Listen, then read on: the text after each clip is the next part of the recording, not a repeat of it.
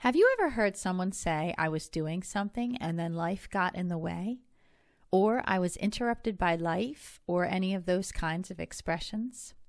I understand what people mean by it, that they were doing something fun or enjoyable, and practical matters interrupted that. In fact, I'm sure I probably said it myself more than once upon a time.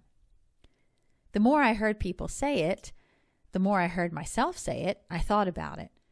And really, aren't the interruptions life? How does life get in the way? Isn't all of this a part of life? I'm sure the only reason I used to use this expression was because it was just what I heard everyone else say. After some deeper thought on the expression, I realize I am not an individual who sees life as this fractured thing. I don't believe life gets in the way.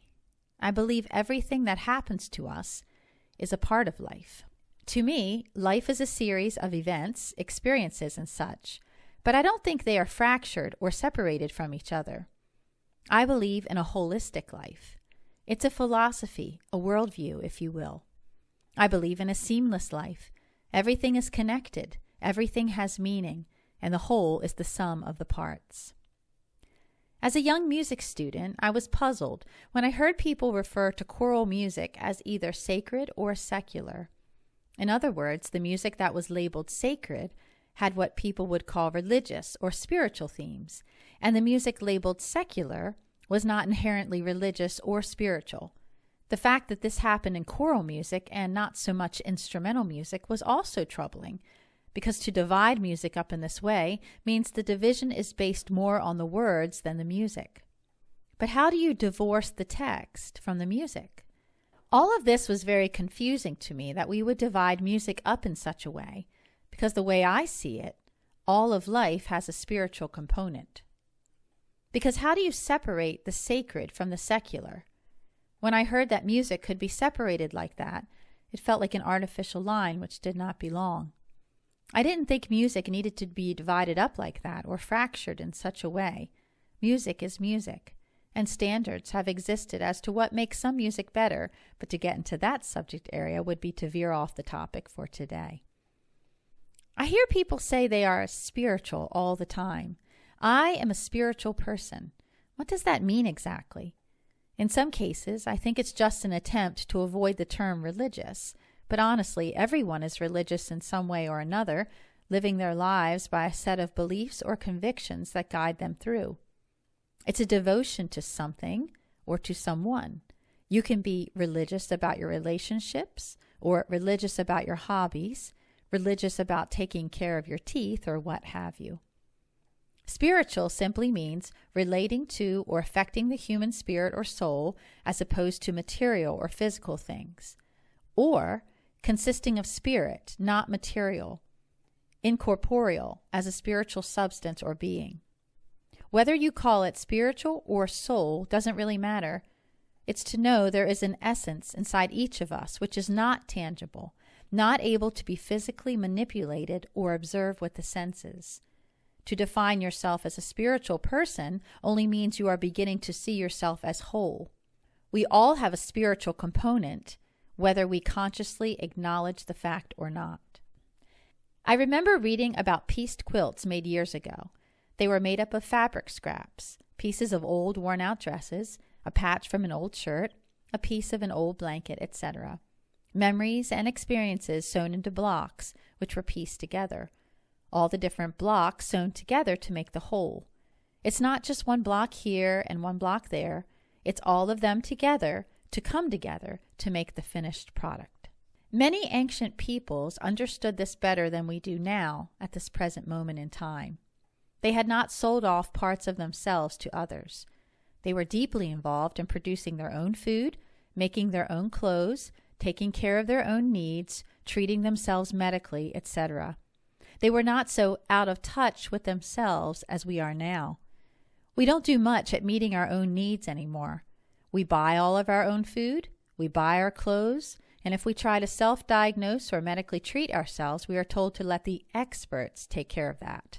In short, we have outsourced our intelligence, our intuition, and our understanding of what we and our families need to people who have no connection to us whatsoever. This is where we've gotten into trouble as a society because we've allowed this notion or belief of a fractured life to infiltrate into many areas of our lives. And sadly, it's usually in the name of profit that such a thing is allowed to happen. Modern medicine, for instance. Modern medicine espouses this fractured philosophy. They live by it. They don't see a person as a whole being. They see a person as fractured.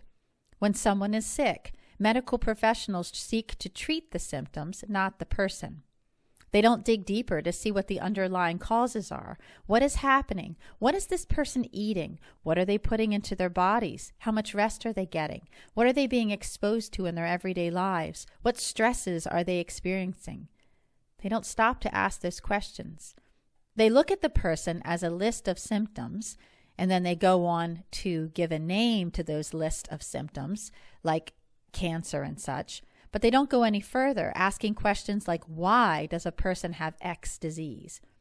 And that's a philosophy that stems from those who do not see life as a whole, as seamless. It's not a very effective way of treating people because in more cases than not, the symptoms return because the underlying disease has never been treated. Or there has been no deeper digging into why the underlying disease is possibly there in the first place.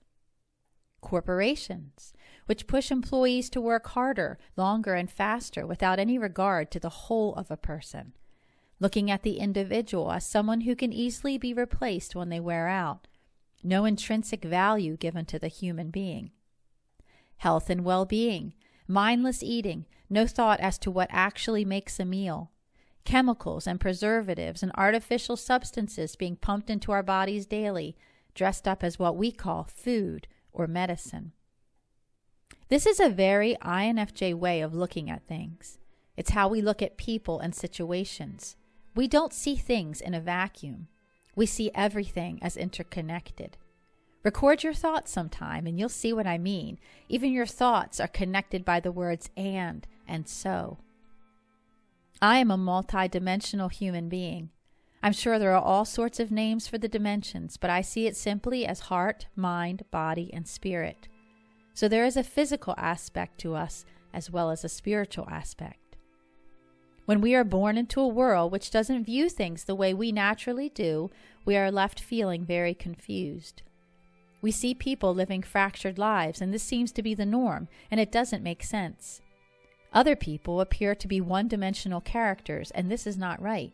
But because we live in a world of people who act as if they are one-dimensional and who treat others as if they are one-dimensional, and this way is valued and even encouraged, it causes confusion.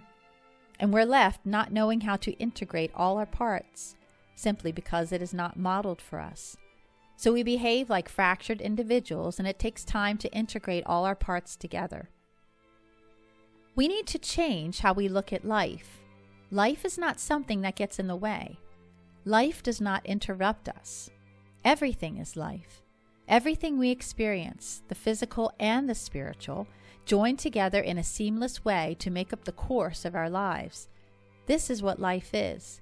Life is this interconnectedness, this woven together, like a pieced quilt, all the threads woven together to make the whole. This is a philosophy that would serve us better as a world. If we viewed our world this way, we would be better stewards of it. If we viewed humanity this way, we wouldn't be so quick to judge.